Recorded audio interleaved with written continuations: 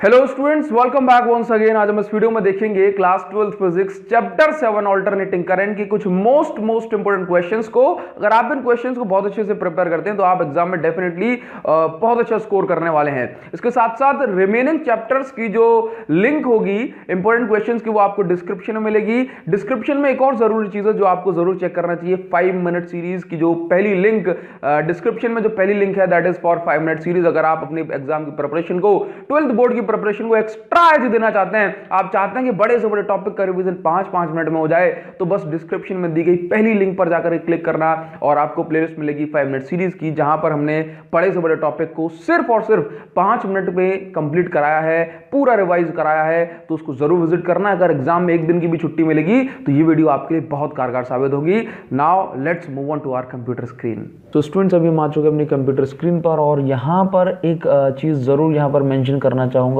That आप किसी भी बोर्ड से बिलोंग करते हैं, वेदर सीबीएसई और एनी स्टेट बोर्ड, ये क्वेश्चन सभी के लिए मोस्ट इंपोर्टेंट है। तो आपको ज़रा भी दो बार नहीं सोचना है इन क्वेश्चंस को अच्छे से प्रिपेयर करने से पहले। ना ज़्यादा बातें नहीं करेंगे, क्वेश्चन नंबर फर्स्ट पर आएंगे और फर्स्ट क्वेश्चन मोस्ट इंपोर्टेंट है। आपको यहाँ पर बताना है भाई एसी में दैट आरएमएस वैल्यू क्या होती है, इसके साथ साथ relation between RMS value and maximum value of AC. ये वाला जो रिलेशन है आपने ज़रूर पढ़ा होगा, I R M S is equal to I naught by root 2, ये प्रूव करना होता है। तो उसको बहुत अच्छे से क्वेश्चन को प्रिपेयर कर लेना। क्वेश्चन नंबर सेकंड जो है दैट इज हमें बताना है कि प्योर कैपेसिटिव सर्किट, देखिए भाई प्योर कैपेसिटिव सर्किट में हमें ये बताना है कि जो करंट है प्योर कैपेसिटिव सर्किट में करंट लीड करता है वोल्टेज से 90 डिग्री के फेज से। क्लियर है? तो ये आपको प्रूव करना है और इसके लिए फेजर डायग्राम भी बताना है। प्योर कैपेसिटिव सर्किट में जो करंट है 90 डिग्री से लीड करता है। सिमिलरली क्वेश्चन नंबर थर्ड में दिया हुआ कि प्योर इंडक्टिव सर्किट में वोल्टेज लीड करता है, करंट लैग करता है π/2 फेज से। ठीक है, चलिए तो फेजर डायग्राम इसके लिए बनाना है। क्वेश्चन नंबर 4 देखेंगे, expression for average value of AC in full and half cycle. भाई कंप्लीट साइकिल और हाफ साइकिल में आपको एवरेज वैल्यू ऑफ एसी बताना है। क्वेश्चन नंबर 5 की बात करेंगे तो ट्रांसफॉर्मर, उसकी कंस्ट्रक्शन, प्रिंसिपल, वर्किंग, इनको एक्सप्लेन करने के साथ साथ लॉसेस इन ट्रांसफार्मर और लॉसेस का रिडक्शन कैसे होगा, दैट मीन्स लॉसेस कैसे खत्म किए सकते हैं ट्रांसफार्मर में। आपको यहाँ पर एक चीज़ क्लियर करना चाहूँगा कि सारी चीज़ें एक साथ नहीं पूछी जाती।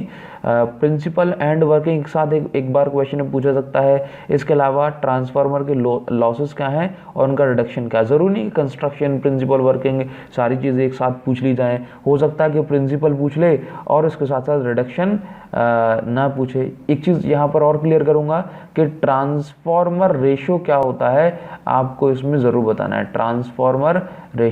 ट्रांसफार्मर रेशो इसीलिए कहा था कि वीडियो को कंप्लीट देखना, स्क्रीनशॉट लेकर के ना जाना। ट्रांसफार्मर रेशो आपको एक्सप्लेन ज़रूर करना है। चलिए आगे बढ़ते हैं। क्वेश्चन नंबर 6 की ओर बात करेंगे, expression for impedance in LCR circuit. यदि हमारे पास एक एलसीआर सर्किट है तो वहाँ पर एलसीआर सर्किट में इम्पीडेंस के लिए आपको एक्सप्रेशन करना है। इम्पीडेंस का मतलब है इस एलसीआर सर्किट में आने वाली टोटल ऑब्स्ट्रक्शन या फिर रुकावट। क्लियर है? सीरीज एलसीआर सर्किट में। और इस एलसीआर सर्किट में रेजोनेंस क्या होता है, रेजोनेंस के लिए भी आपको एक्सप्रेशन करना है।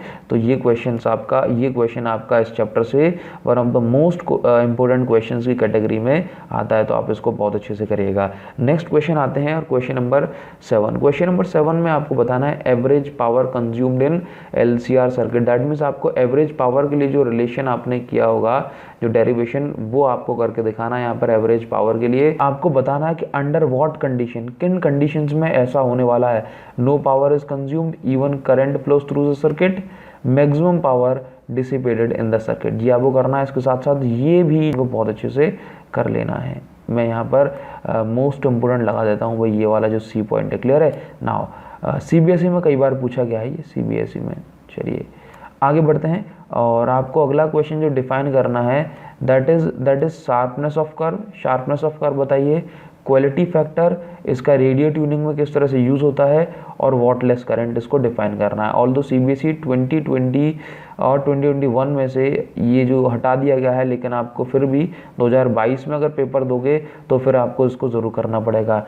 पावर फैक्टर यदि किसी भी डिवाइस का या फिर किसी भी सर्किट में 1 है तो उसका मतलब क्या होता है, ये आपको इसको एक्सप्लेन करना है, और इसके साथ साथ AC जनरेटर को विद कंस्ट्रक्शन एंड वर्किंग आपको बताना है, डायग्राम भी इसमें बनेगा, और NCERT के एग्जाम्पल्स मस्ट हैं भाई। तो इन सारी चीज़ों को अगर आप ध्यान रखते हैं तो ये जो है आपका बहुत शानदार तरीके से आपके एग्जाम में क्वेश्चंस आपके फंसने वाले हैं। न्यूमेरिकल्स के लिए आपको बहुत सारे न्यूमेरिकल करने होते हैं, लेकिन कम से कम अगर आपसे नहीं बनते हैं तो NCERT के एग्जाम्पल ज़रूर लगाएं।